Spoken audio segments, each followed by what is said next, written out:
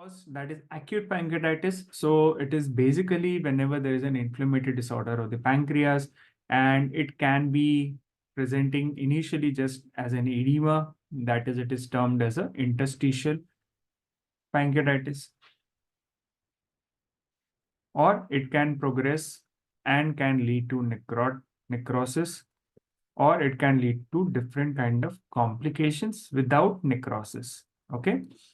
So what is important to remember, first of all, is regarding the etiology. So in etiology, we all know that the most common etiology commonly seen and associated with acute pancreatitis is alcohol and gallstones, which nearly contribute to 80% of the cases presenting with acute pancreatitis. Okay. So that is the two important etiological factors for acute pancreatitis. Next, what can be the factors which can lead to acute pancreatitis? So as shown in this table, it is something which you need to remember. It is not something which can be explained logically. So alcohol, gallstones, then you to remember the H, that is hereditary, that we discussed yesterday. It can be due to hypercalcemia. We'll be discussing the pathophysiology of acute pancreatitis. So certain amount of the etiological factors will be understood that why they lead to acute pancreatitis. Next, it can be lead due to hyperlipidemias.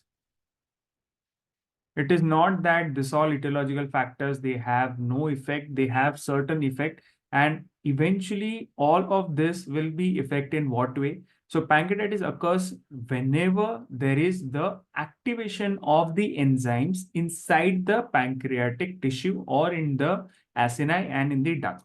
So never happens that it occurs due to the external effect. It is basically always whenever there is any kind of the etiology is what we're discussing, it leads to ultimately activation of the enzymes inside of the pancreas. That leads to the pancreatitis because the enzymes which are secreted from the pancreatic acinar cells are proteases. So basically, they'll be harmful to the pancreatic tissue, and that is why it leads to pancreatitis.